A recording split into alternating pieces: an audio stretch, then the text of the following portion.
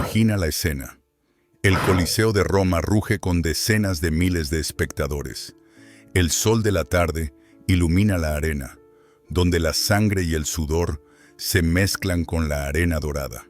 Los hombres esperan ver lo de siempre: gladiadores armados, fieras salvajes, ejecuciones públicas. Pero ese día algo diferente sucede. Desde uno de los pasillos, en lugar de un guerrero musculoso, aparece una figura inesperada. Una mujer con casco, escudo y espada. La multitud contiene la respiración, incrédula. No es un esclavo tracio, ni un murmillón, ni un retiario. Es una mujer, y ha venido a luchar. Durante siglos, la imagen del gladiador ha sido inseparable de la idea de virilidad.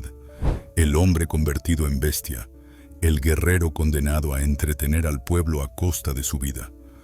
Sin embargo, lo que pocos saben es que también hubo mujeres que se atrevieron a entrar en la arena. Gladiadoras, raras, poco frecuentes, pero tan reales como los combates que presenciaban los emperadores. El anfiteatro no era solo un lugar de espectáculo, era un espacio político. Los juegos financiados por emperadores y élites servían para consolidar el poder, distraer al pueblo y reforzar la idea de que Roma era invencible.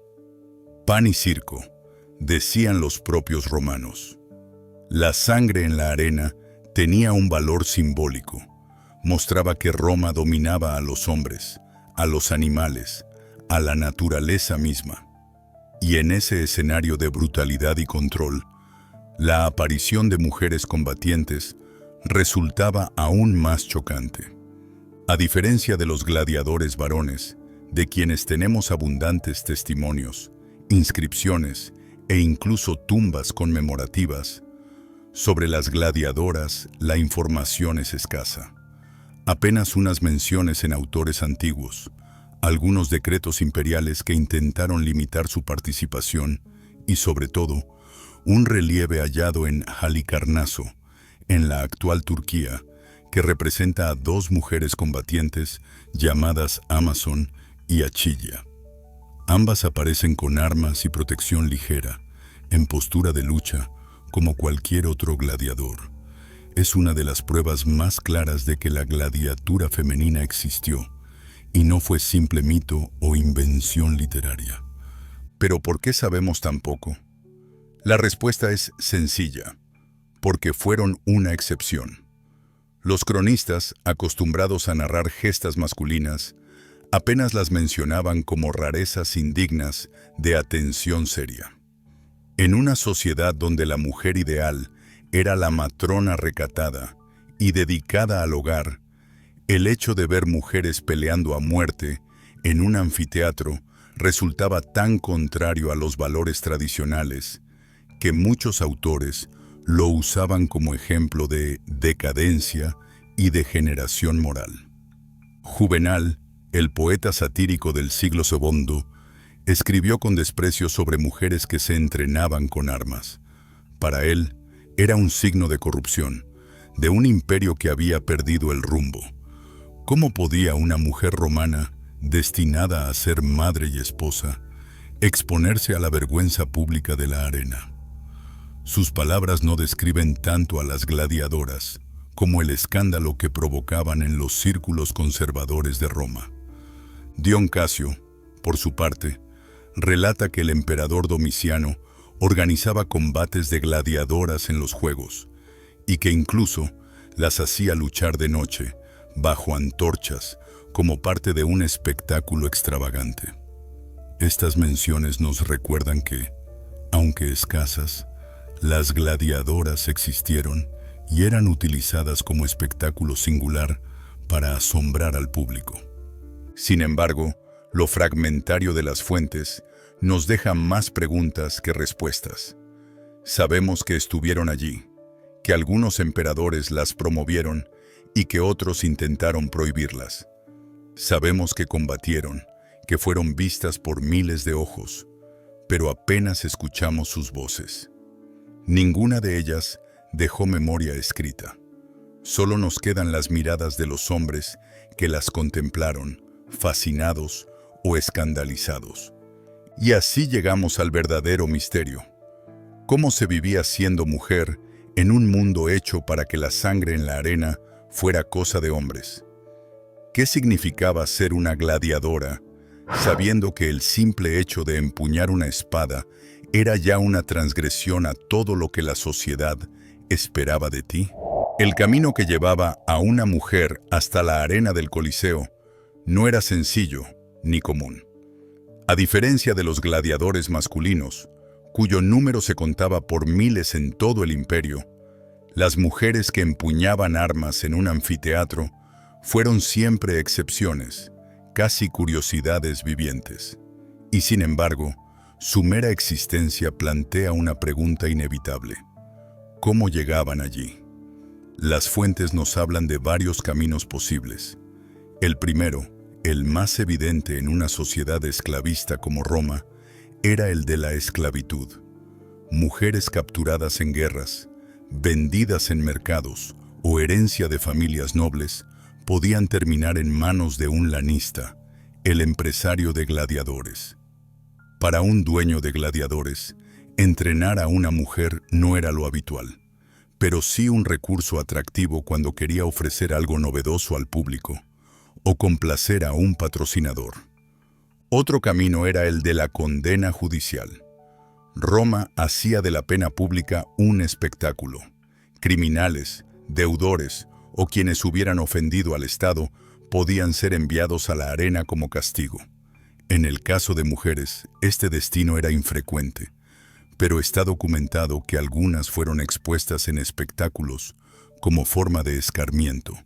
No solo se trataba de castigar, sino también de humillar públicamente a quien había traspasado los límites de la moral. La posibilidad más sorprendente y a la vez más escandalosa para la mentalidad romana era la de las voluntarias. Existen testimonios de mujeres libres que, movidas por la ambición, la miseria o incluso la búsqueda de notoriedad, se ofrecieron para convertirse en gladiadoras. A diferencia de los hombres, donde los voluntarios podían alcanzar cierto prestigio, en el caso femenino, el gesto era visto como una degradación absoluta. En la jerarquía moral de Roma, la mujer que se exponía en la arena se situaba al mismo nivel que una prostituta o una actriz, alguien que había perdido su honor y caído en la condición de infamis. La infamia era más que una etiqueta, era una condición jurídica. Quien era considerado infame perdía derechos fundamentales, como poder testificar en un juicio, heredar con normalidad o casarse legítimamente. Para un hombre, la infamia ya suponía una mancha social difícil de borrar. Para una mujer, era una ruptura total con lo que la sociedad esperaba de ella. Entrar en la arena significaba renunciar a la respetabilidad de la matrona romana, al ideal de madre y guardiana del hogar. Por eso, cuando una mujer elegía ser gladiadora, lo hacía cruzando un umbral del que no había retorno. Tenemos ejemplos concretos de estas mujeres. El más conocido es el relieve hallado en Halicarnaso, en Asia Menor, que representa a dos gladiadoras llamadas Amazon y Achilla. La inscripción que las acompaña indica que combatieron valientemente y que se les concedió la libertad después de su enfrentamiento, algo reservado a quienes habían demostrado coraje en la arena.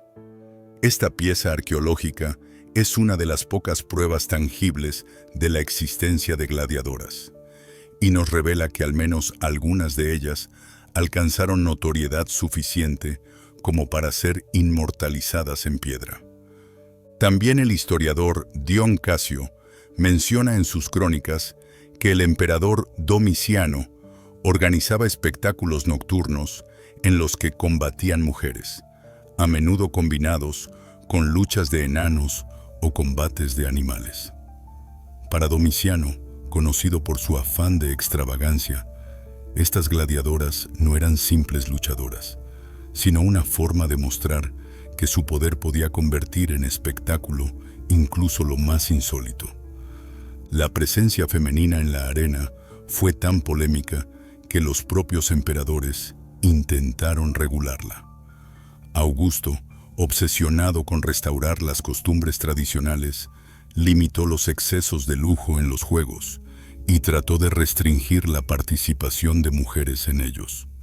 Más tarde, hacia el año 200 de nuestra era, Septimio Severo dio un paso más y prohibió de forma expresa los combates femeninos. El edicto no surgió por casualidad. Significa que hasta ese momento todavía se organizaban y que la polémica alrededor de las gladiadoras era lo bastante intensa como para requerir una medida oficial. De este modo, podemos trazar un panorama desigual. Algunas mujeres eran arrojadas a la arena como esclavas o criminales. Otras, movidas por razones personales, se ofrecían voluntariamente, aun sabiendo que eso significaba el fin de su honor social. Y aunque los emperadores a veces las promovían como espectáculo extravagante, otras veces trataban de eliminarlas por considerarlas un síntoma de decadencia. La historia de las gladiadoras, en realidad, no solo nos habla de lucha y espectáculo. Nos habla de los límites de la mujer en Roma, de lo que la sociedad aceptaba y de lo que condenaba. Y nos plantea otra pregunta inquietante. ¿Qué podía empujar a una mujer a renunciar a todo lo que la sociedad esperaba de ella para jugarse la vida en la arena? El destino de toda gladiadora comenzaba en un lugar oscuro y a la vez fascinante, el Ludus, la escuela de gladiadores. Estos centros estaban repartidos por todo el Imperio Romano, pero los más famosos se encontraban en Roma, cerca del Coliseo, como el Ludus Magnus. Allí vivían y entrenaban los hombres destinados a convertirse en la sangre del espectáculo. Y aunque la presencia de mujeres en estos lugares fue excepcional, podemos imaginar, a partir de los testimonios y las prácticas conocidas, cómo habría sido su vida dentro de estas murallas. El Ludus estaba dirigido por el lanista, un empresario sin demasiada buena reputación. Para los romanos, el lanista era casi un traficante de carne humana. Compraba, entrenaba y vendía gladiadores como si fueran mercancía. Pero su papel era crucial, porque sin él no habría existido el espectáculo.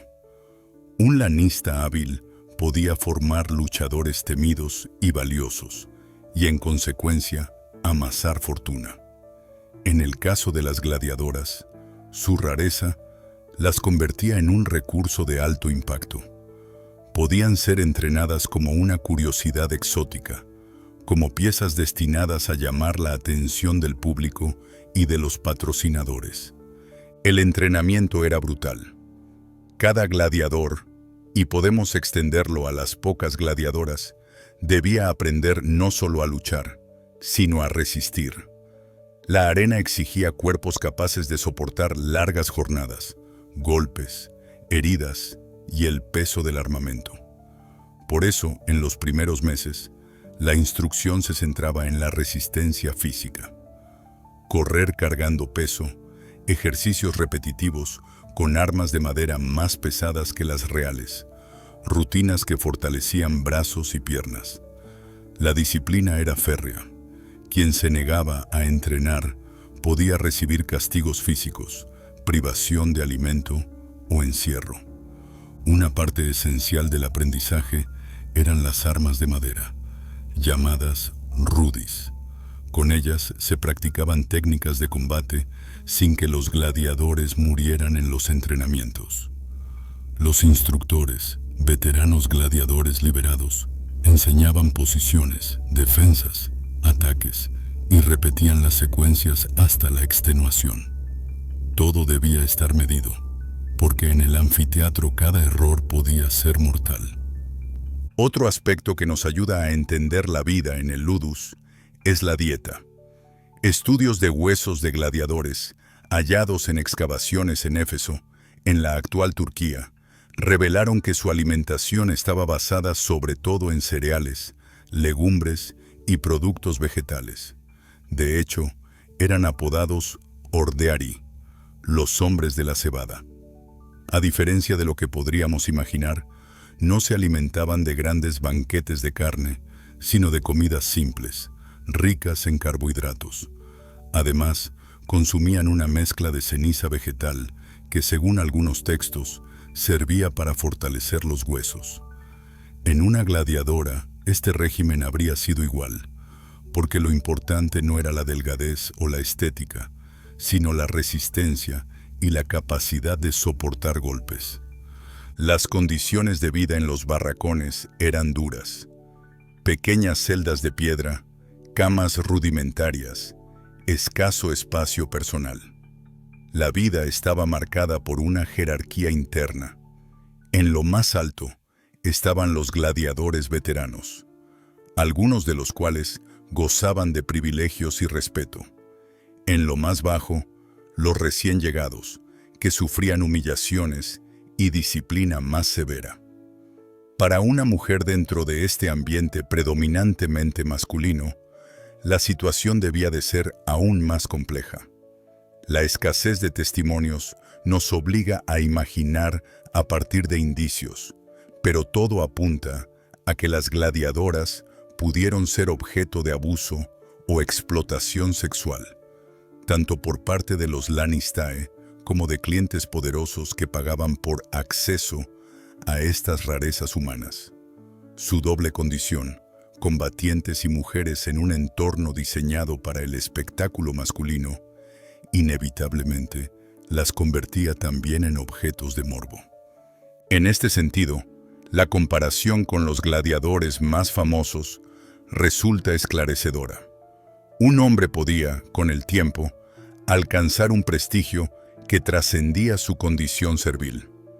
Había gladiadores admirados como héroes populares, sus nombres eran cantados en grafitis, y algunos alcanzaron suficiente fama como para conseguir la libertad y convertirse en entrenadores, o incluso en personajes de cierta relevancia. La mujer, en cambio, aunque pudiera ser reconocida en la arena, difícilmente escapaba al escándalo. Su fama no se transformaba en respeto, sino en algo mucho más ambiguo, mezcla de atracción, curiosidad y condena moral. Por todo ello, el ludus no fue solo una escuela de combate. Fue también una cárcel, un mercado de cuerpos y un lugar donde la vida diaria oscilaba entre la disciplina militar y la humillación personal. Para las gladiadoras, cada día allí significaba un recordatorio de que estaban cruzando una frontera invisible, la que separaba el mundo de las matronas romanas, con su vida privada y respetable, del mundo de los infames, expuestos y usados para entretener a una multitud que celebraba tanto la destreza como la sangre. En esos barracones oscuros, entre sudor, ceniza y heridas, se forjaban las mujeres que algún día entrarían en la arena del Coliseo. Y aunque su número fuera escaso, su mera presencia desafiaba todo lo que Roma consideraba natural. Si los gladiadores eran la sangre y el músculo del Imperio Romano, las gladiadoras eran algo mucho más extraño, una excepción convertida en espectáculo. Sus apariciones en la arena no formaban parte del entretenimiento cotidiano. Eran más bien rarezas cuidadosamente presentadas, pensadas para provocar sorpresa, escándalo y conversación. Allí donde la costumbre del combate masculino despertaba admiración y violencia ritualizada, la presencia de una mujer armada introducía un matiz de exotismo que fascinaba y perturbaba a la vez. La diferencia con los combates regulares era evidente. Los gladiadores hombres luchaban siguiendo modalidades ya codificadas: murmillos contra retiarii, secutores contra thraces, duelos que el público conocía bien y esperaba con emoción. En el caso de las gladiadoras, El objetivo no era mantener la tradición de la lucha, sino romperla. Eran exhibidas como rarezas, como curiosidades vivientes que transformaban la arena en un escenario de lo insólito. La mujer que empuñaba espada o tridente no estaba allí para encarnar la gloria de Marte, sino para demostrar que incluso lo más impensable podía ocurrir bajo la autoridad del emperador. No es casual que este tipo de espectáculos solieran aparecer en celebraciones especiales. Los Juegos Romanos, conocidos como Ludi o Munera, eran organizados por magistrados o emperadores y tenían un fuerte componente político. Cuanto más grandioso y sorprendente fuera el espectáculo, mayor prestigio acumulaba el organizador. En este contexto, introducir gladiadoras en la arena era una forma de mostrar poder y riqueza, un lujo extravagante, capaz de dejar a todos con la boca abierta. Suetonio, biógrafo de los emperadores, describe cómo Domiciano, gobernante de finales del siglo I, organizaba combates nocturnos en los que participaban mujeres y enanos. La intención era clara: ofrecer un espectáculo que nadie olvidara. Los combates bajo antorchas, iluminados por el fuego, convertían la arena en un teatro de sombras, donde la figura de una mujer armada se volvía aún más sorprendente. Lo que para nosotros puede sonar a explotación morbosa, en aquel entonces era celebrado como una demostración del poder imperial. Solo un emperador podía permitirse convertir en entretenimiento lo que la sociedad consideraba impensable. La prueba más contundente de la existencia de estas luchadoras no está solo en los textos, sino también en la arqueología. El relieve de Halicarnaso, hallado en la actual Turquía, muestra a dos gladiadoras enfrentadas, Amazon y Achilia. Sus nombres evocan a las míticas mujeres guerreras de la tradición griega, y no es casualidad. El imaginario romano las asociaba con las amazonas, símbolos de lo exótico y de la inversión de los roles naturales. La inscripción que acompaña el relieve señala que ambas combatieron con valentía y que fueron despedidas con honor. Esta pieza, única en su género, nos revela que no solo existieron gladiadoras, sino que algunas llegaron a tener suficiente importancia como para ser recordadas en piedra. Las modalidades de combate en las que podían participar eran variadas. Algunos testimonios sugieren que luchaban entre sí, enfrentamientos directos que ponían a dos mujeres en duelo para deleite del público. También se ha propuesto que participaban en espectáculos con animales, aunque probablemente contra presas menores, bestias no demasiado peligrosas, porque el objetivo no era tanto la carnicería como el impacto visual. Y, en ocasiones, podían formar parte de combates mixtos, enfrentándose a hombres en luchas que buscaban precisamente resaltar lo improbable de la escena. La recepción del público fue ambivalente. Por un lado, es evidente que causaban entusiasmo. El morbo de ver a una mujer armada, sudando y combatiendo, resultaba irresistible para una sociedad habituada a pensar en ellas como matronas discretas o esclavas silenciosas. La novedad era un imán, pero por otro lado, la misma rareza que despertaba curiosidad también alimentaba la crítica. Escritores como Juvenal ironizaban sobre las mujeres que entrenaban en los gimnasios, viéndolas como símbolo de la decadencia moral de Roma. Para él y otros moralistas, las gladiadoras no eran heroínas, sino una prueba de que la sociedad había perdido su equilibrio natural. Este contraste entre atracción y rechazo es fundamental para entender el fenómeno. El espectáculo de las gladiadoras jugaba precisamente con esa tensión. Ver a mujeres armadas era un acto de transgresión cultural. Representaba la inversión del orden establecido, y por eso provocaba tanto morbo. Quienes asistían a estos combates no solo contemplaban un duelo, sino una ruptura simbólica de las normas sociales. Y lo hacían con una mezcla de fascinación y repulsa, sabiendo que, terminada la función, todo volvería a la normalidad. En definitiva, los combates femeninos en la arena fueron menos frecuentes, pero más cargados de significado que los masculinos. No eran simples luchas, eran espectáculos diseñados para provocar, para exhibir el poder del emperador y para explorar, aunque fuera de manera morbosa, los límites de lo que Roma consideraba posible. Y aunque los moralistas los condenaron, su recuerdo persiste precisamente porque desafiaron las categorías de género y de honor que sostenían a la sociedad romana. Para comprender lo que significaba ver a una mujer luchar en la arena romana, es necesario detenerse en el marco moral de la época. En la mentalidad romana, la mujer ideal no era la que destacaba en el espacio público, sino la que permanecía dentro de los límites de lo privado. La figura de la matrona era el ideal femenino por excelencia. Recatada, sobria, guardiana del hogar y de la virtud familiar. Su papel era ser esposa fiel, madre de hijos legítimos y administradora del ámbito doméstico. Frente a esa imagen, la gladiadora era todo lo contrario.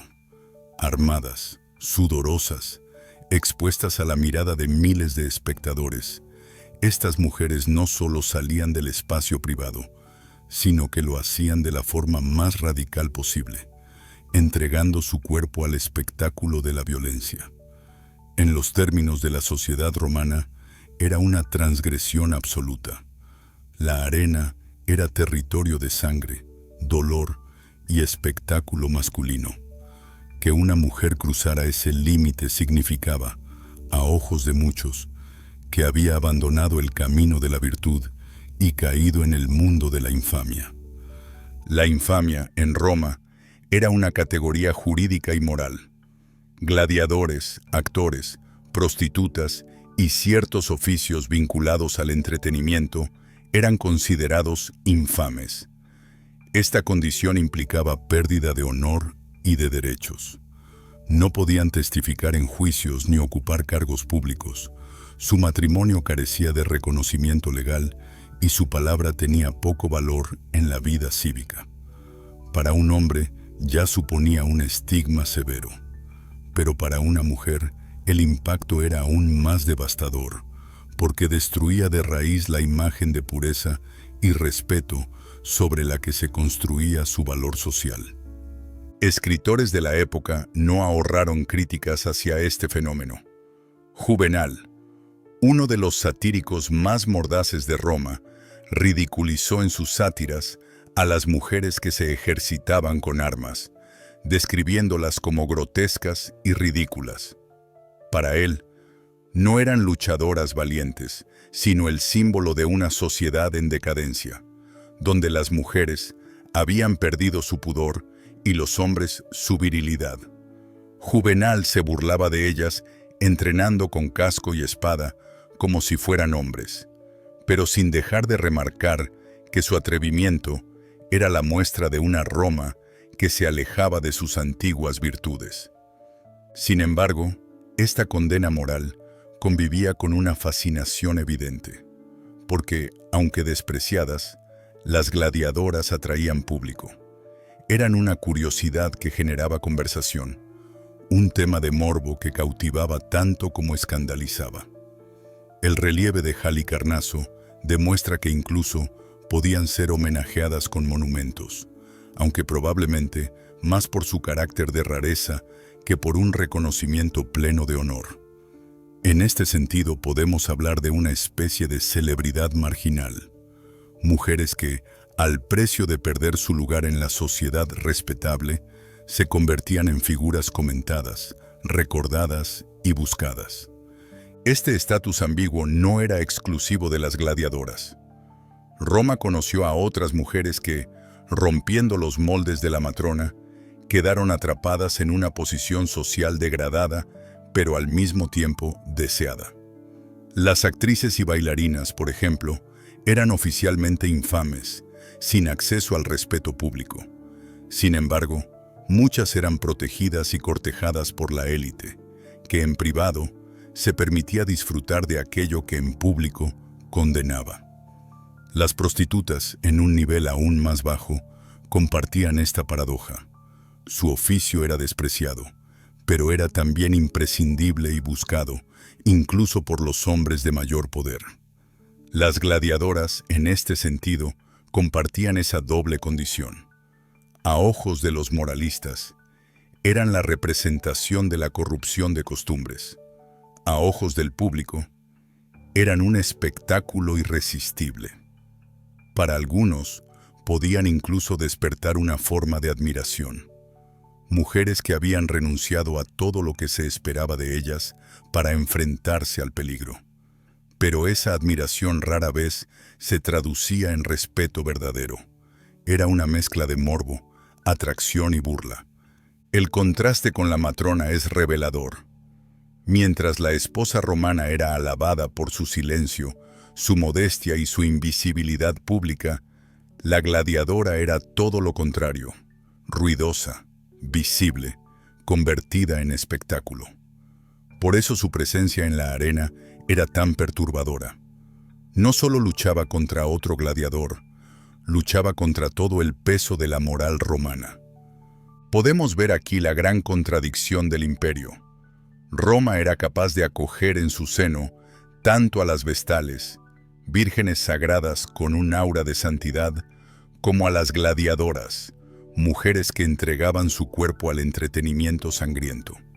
Entre esos extremos se movía la sociedad, oscilando entre la veneración de lo puro y la fascinación por lo prohibido.